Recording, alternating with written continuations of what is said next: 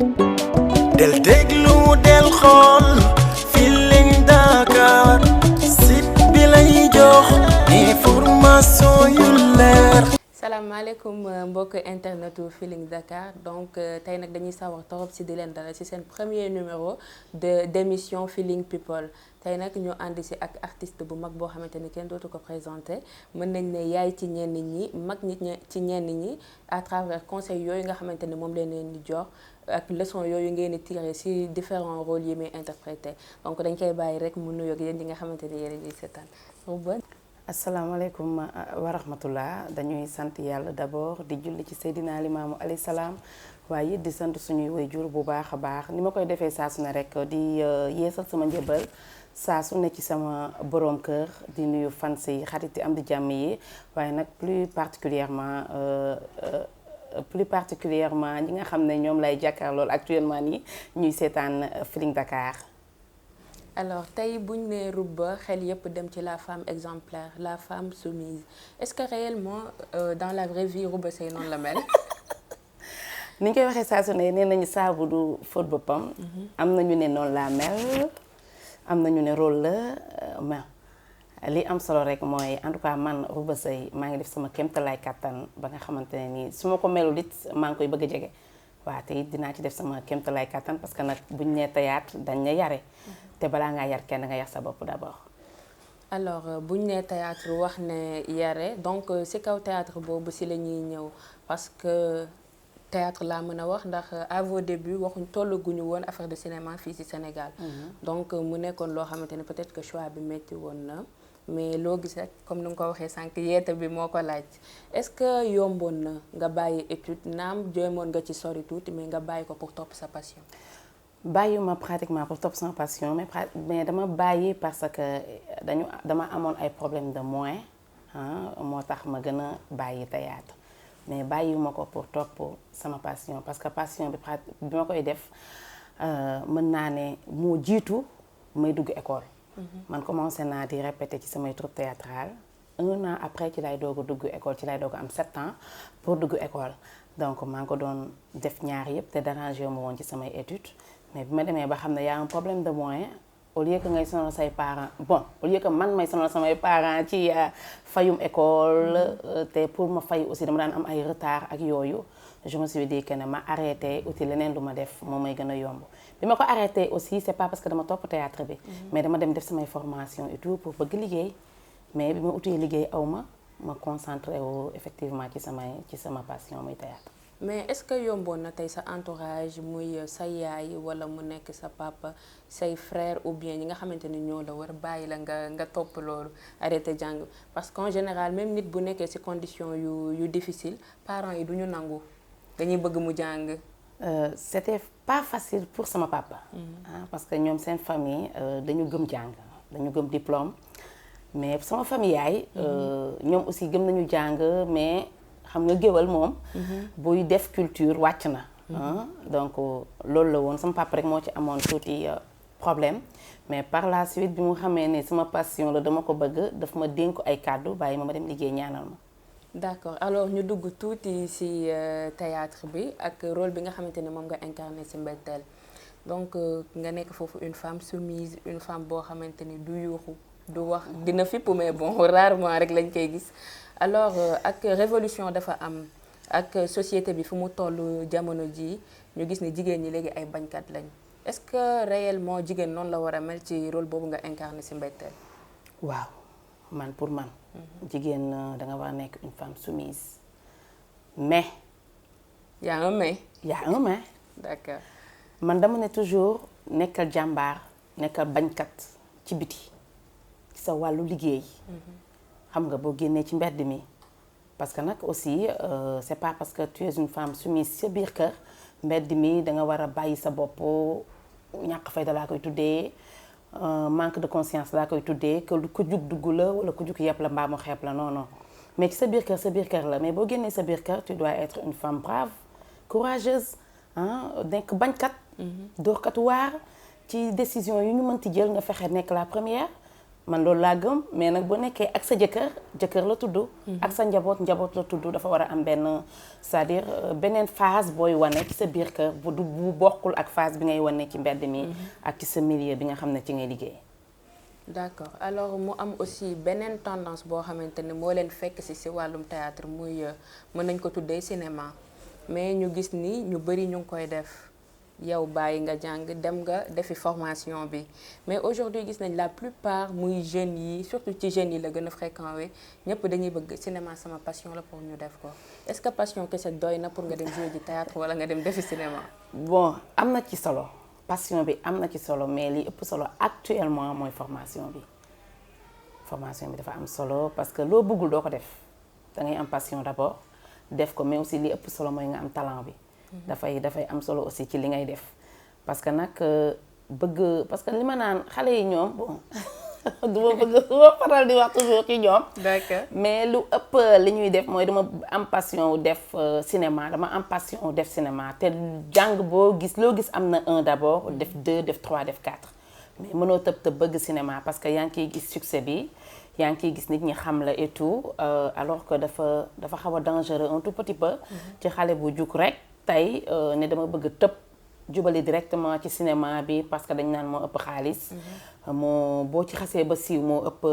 succès et tout mais tey am na ay nit yoo xam ne defuñu théâtre dañu tëb def cinéma mais boo toogee ak ñoom lu ñuy regretter actuellement moom lay doon même aussi ñi tëb dugg ci théâtre ne dama ci bëgg dugg parce que dama am passion bi dama nangam juste pour am ci tur tey boo toogee def nañu loo xam ne ci milieu bi bu ñu toogee tey lu ñuy regretter moom lay doon mais juste que li ma leen di wax mooy ak lu ci waay mënti dugg aussi ak bëgg-bëgg boo ci mënti am na nga ci dem ak sa xel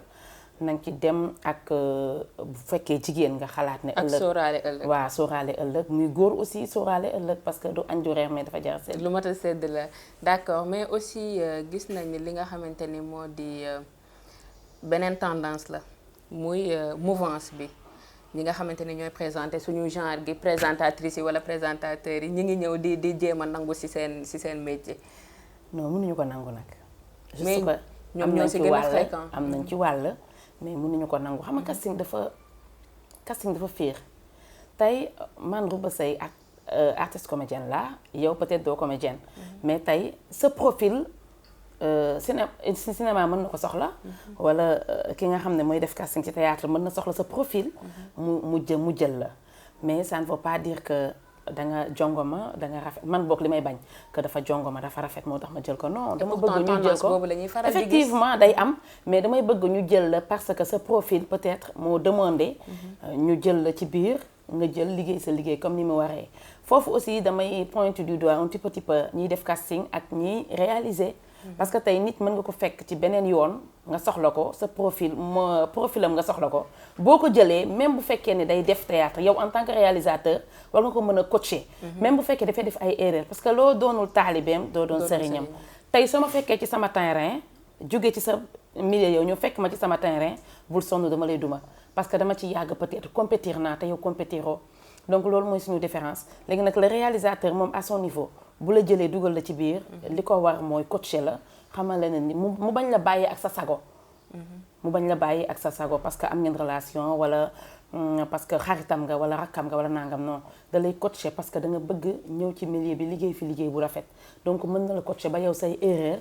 en fait keneen ku toog du seetaan mën na ko bañ a gis c'est-à-dire que man boog selon man différence bi mooy réalité cinéma bu ñëwee ci biir théâtre dafay feeñ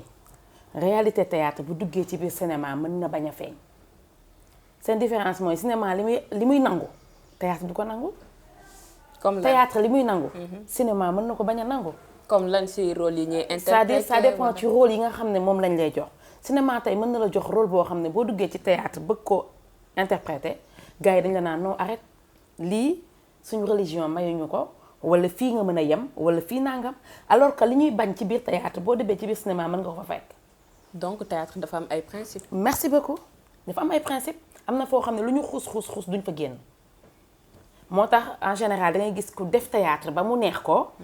ñu monter benn série théâtrale ñu ne lii théâtre la. dem ba ci biir mu xelmati tuuti ak cinéma parce que mujj gi dañ naan lii cinéma la lii mën na daw ci télé bi dañuy dagg lii mën na daw.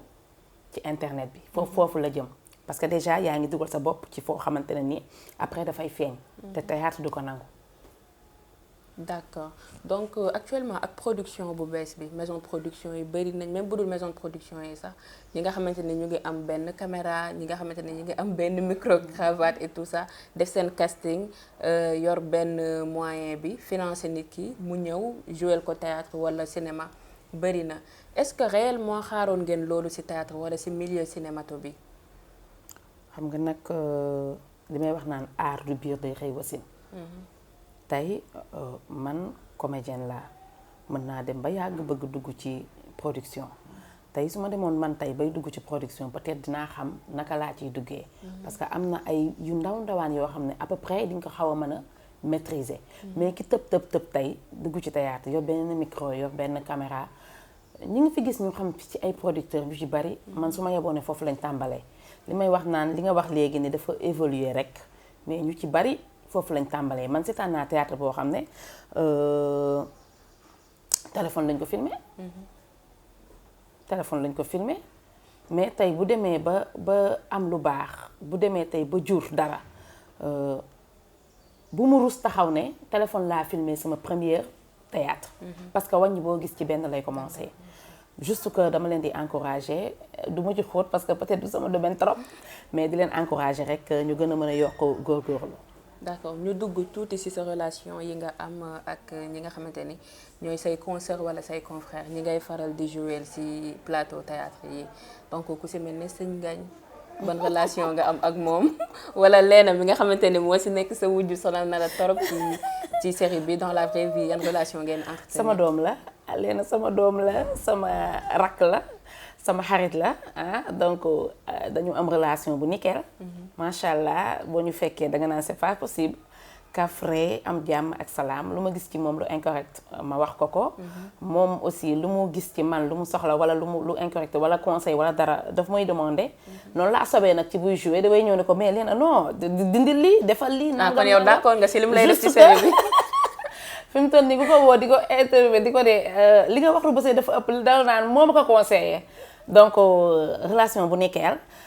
Serigne Ngagne aussi macha allah nekk sama frère avant Mbetteel bien avant Mbetteel même ñu xamante bu yàgg am relation bu nickel nekk sama frère nekk sama xarit que ay gros mots laa koy wax moom aussi bu caméra yi fayee lu rëy la may wax li ñuy xuloo sax moo ëpp li ñuy xuloo ci biir série bi macha allah Mbetteel ñu nekk une famille li ko dalee ci équipe technique ba ci suuf comédien yeeg ñëpp macha allah ñu am relation bu nickel amuñu benn xaarma yàlla kenn ci ñun waaw donc demalante dikkalante di déggante kenn ku ci ne sa morom li mu nekk yaa ngi koy xam donc waaw macha allah daal. d'accord sa relation ak sa frère Assane Ndiaye nit yi ñu ngi naan amu leen yenn affinité yi waxuma ko nit yi ñoo ko wax ñoo koy laajte. kooku du ma wax ci moom lu bari parce que bëgguma yàq sama émission. mais li ma mënta wax mooy. à part yaay papa sama jëkkër amour bi ma am ci moom su ma yeboo sax ne mooy nit koo xam ne dafa sori torop ci man su ma soxlaa conseil dama koy woo sama biir liggéey sax su ma ci amee tolof dama koy woo li muy représenté ci man dafa bari en tout cas c'est un ami c'est un confident c'est un frère sama biir famille sax dañ naan ñu bari dañ naan sama jëkkër la sama far la jabaram souvent dama ko naan sama wujju kase nga xam nga donc dañu am benn relation bu particulière boo xam ne sama xarit la daal. xam naa boo continuer wax léegi rong nga ñu commencé di tour donc dañ lay bàyyi nga joxe sa mot de la fin lan ngay conseil ñi nga xamante ni ñoo bëgg a dugg ci cinéma xale yi nga xamante ni daf leen di jaral ñu bàyyi seen étude dem defi cinéma lan ngay conseiller ñi nga xamante ni ñoom ngay liggéeyandool ak tendance bi ni nga ko gisee actuellement. conseil bi ma am ñi nga xam ne dañuy bàyyi seen jàng di bëgg def cinéma que jàng muy priorité ci lépp. même cinéma bi dafa soxla intellectuel dafa soxla ku jàng métier la da ngay jàng ba eggal sa jàng. dem defi sa métier comme ni ngay jàngee ba eggal sa jàng dem defi say formation wala nga dem ne nangam laa bëgg nekk. donc cinéma bi aussi dafa am école te wax dëgg yàlla art bi moom man sax personnellement bu démb doon tey duma arrêté sama jàng en tout cas conseil la bu may jox à ñëpp xale yi bëgg def métier bi yëpp nañu jàngi nañu téye seen diplôme parce que dafa gën a wóor nga def art ak dara dafa am solo tam ci métier bi. ndax dafa mel ne cinéma dina dem ba toll foo xamante ni. boo yorul yenn niveau d'études yi doo ko mën a def. merci benn. ñaareel ba man dama bëgg kuy def art ak dara. art ak dara dalay may doole dalay may kattan ci métier ci milieu bi. waaw parce que nag ñu gis la yaa ngi am sa salaire tous les mois. boo gisee art bi boo gisee casting dem liggéey boo ko gisul aussi nga dem liggéey bañ a basé wu ci art bi kase day ndax parce que day toll moment boo xam ne boo di jigéen yoroo jëkkër ju la jàppale yoroo métier yoroo dara nga dem parce que carrière la rek en fait am moment boo xam ne kenn dootu la dégg parce que amoon nañ fi ay nit yoo xam ne ñoom lañ daan dégg ñu ci daan lekk lu nekk tey ñoom seen wàll wëy na ñun tey suñu wàll day wëy keneen ñëw boo amul jëkkër ju baax yoroo métier yoroo fenn fooy amee dara dalay dugal ci yenn yoo xam ne doonul woon sa cër du sa cër donc en tout cas art ak dara pour tout le monde art ak dara.